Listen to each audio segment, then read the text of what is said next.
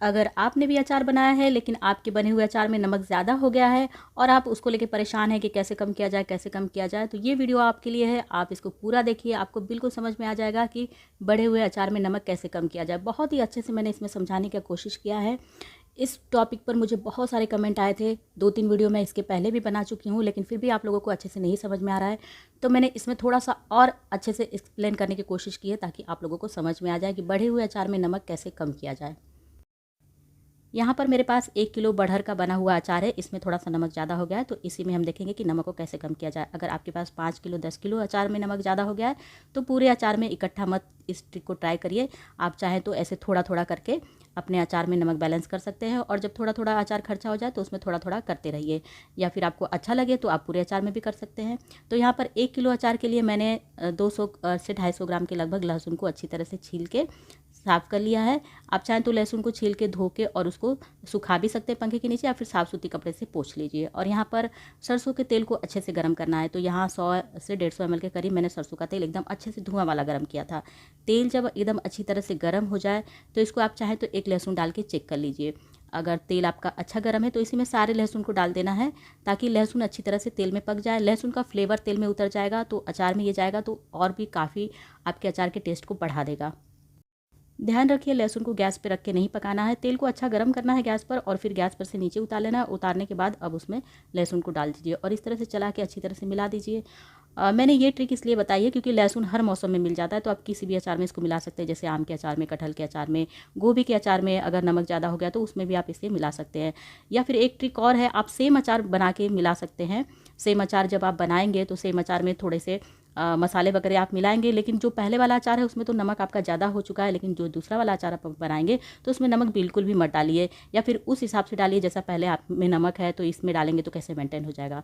तो मैंने यहाँ पर लहसुन पका लिया है तेल के अंदर, और अब इस पूरे अचार में मैंने इसको मिला दिया है। अब इसको मिलाने के बाद थोड़ा सा इसमें अचार का मसाला भी ऐड करेंगे, क्योंकि लहसुन हमने ऊपर से डाला है 200 से 250 ग्राम के लगभग, तो थोड़ा सा मसाला बढ़ा देंगे इसमें 1 से 2 चम्मच के करीब। ये मसाला मैं हमेशा तैयार करके रखती हूँ, कभी भी काम आ जाता है, कलौजी वगैरह में भी काम आ जाता है। और अगर आपको मसाला अचार का कैसे तैयार करना है नहीं पता है, तो ऊपर आई बटन में आपको वीडियो दे दूँगी। आप ऐसा मसाला तैयार करके सालों रख सकते हैं फ्रिज के अंदर, बिल्कुल भी ख़राब नहीं होते, 1-2 साल तक ये मसाले चल जाते हैं। तो यहाँ पर मैंने 1 से 2 चम्मच के करीब मसाले मिला दिए एकदम अच्छी तरह से, और नमक इसमें पहले से ही ज़्यादा है तो मैं नमक नहीं मिलाऊंगी। इसी तरह से आपको भी करना है, नहीं तो आप अगर इसमें भी नमक मिला देंगे तो फिर आपका नमक ज़्यादा ही हो जाएगा। इसी तरह से अगर मिर्च भी ज़्यादा हो जाती है तो आप इसी तरह से अपने मिर्च को भी मेंटेन कर सकते हैं। और ये सारा एक साथ मिलाने के बाद, सारा अचार एक साथ मिलाने के बाद आप इसमें एक ढक्कन सिरके का यूज़ कर सकते हैं। 1 किलो अचार में एक ढक्कन सिरका काफ़ी होता है। तो सिरका या तो आप गन्ने का यूज़ कर सकते हैं, या फिर अगर नहीं मिल रहा है आपको गन्ने का सिरका घर का बना हुआ, तो बाज़ार में बड़ी आसानी से वाइट विनेगर मिल जाता है, जिसको सफ़ेद सिरका बोलते हैं, वो इसमें यूज़ कर सकते हैं। इससे क्या होता है, अचार जल्दी से गल भी जाते हैं और अचार का थोड़ा सा टेस्ट भी अच्छा हो जाता है, बैलेंस हो जाता है।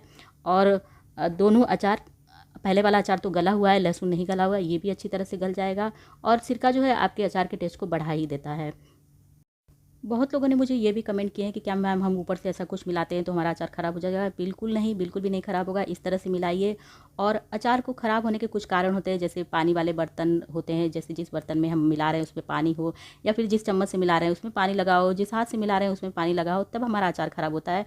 अगर सावधानी से मिलाएं तो बिल्कुल भी अचार ख़राब नहीं होता है। और अचार को पकाने का भी एक तरीका होता है। अब ये सारा अचार हमारा बन गया, तो इसको रखने का तरीका होता है, पकाने का तरीका होता है। जैसे कि एक साफ़ कांच की बॉटल ले लीजिए, या फिर प्लास्टिक की भी बॉटल ले सकते हैं, लेकिन वो बर्तन आपका एकदम सूखा होना चाहिए, बिल्कुल भी उसमें पानी का अंश नहीं होना चाहिए। सारे अचार को उसमें भर दीजिए, और भरने के बाद तेल सरसों का अच्छी तरह से गर्म करिए और ऊपर तक अचार में तेल भर दीजिए। अचार में तेल भरने के बाद अचार एक तो बिल्कुल ख़राब नहीं होते, और दूसरी बात अचार अच्छी तरह से गल जाते हैं। तो बहुत लोगों के कमेंट ये भी होते हैं कि हमारे अचार कड़े हो गए हैं। तो अचार अगर आपके कड़े हो गए हैं तो उसे भी आप इसी तरह से ठीक कर सकते हैं। सरसों का तेल गर्म करके डाल सकते हैं। सिरका मिलाने से भी अचार जल्दी से गल जाते हैं। इस तरह से बॉटल में तेल भरने के बाद अब ऊपर ढक्कन नहीं लगाना है, क्योंकि ढक्कन लगाने से क्या होता है कि ढक्कन में भाप बनती है जो कि अचार में गिरती है, और अचार में गिरने के कारण क्या होता है कि अचार हमारा ख़राब हो जाता है। तो सबसे अच्छा क्या करना है कि एक साफ़ सूती महीन कपड़ा ले लीजिए और उसे इस तरह से ढक के ऊपर से रबर बैंड लगा दीजिए। और रबर बैंड लगाने के बाद अब इस अचार को धूप में पकाना है कम से कम 3-4 दिन तक। जहाँ भी आपके आंगन और छत पे या फिर घर के किसी कोने में अच्छी धूप आती हो, वहाँ पे इस अचार को 4-5 दिन रखिए धूप में। अच्छी तरह से अचार पकने के बाद आपके अचार का टेस्ट ही एकदम चेंज हो जाएगा। बहुत ही प्यारा सा टेस्ट आता है इस तरह से पकाने से। तो उम्मीद है कि आज की वीडियो आप लोगों को पसंद आई होगी। अगर वीडियो आप लोगों को ज़रा से भी थोड़ी सी भी पसंद आती है तो वीडियो को लाइक शेयर कमेंट करना बिल्कुल भी ना भूलिए। और अगर चैनल पे नए हैं, मेरी और भी रेसिपी देखना चाहते हैं, जैसे कि बहुत सारे अचार की वीडियो मैं अपने चैनल पे डाल चुकी हूँ, आप वहाँ से जाके अपने अचार को ट्राई कर सकते हैं। वहाँ पर अगर आप अपने उस तरह से मसाले तैयार करके अचार बनाते हैं तो बहुत लोगों के कमेंट होते हैं कि हमारा अचार कड़वा हो गया, हमारा अचार ख़राब हो गया। एक बार आप मेरी अचार की रेसिपी को ट्राई करके देख सकते हैं। आपको यकीन के साथ मैं कहती हूँ कि आपका बिल्कुल भी अचार ख़राब नहीं होगा, कड़वा नहीं होगा।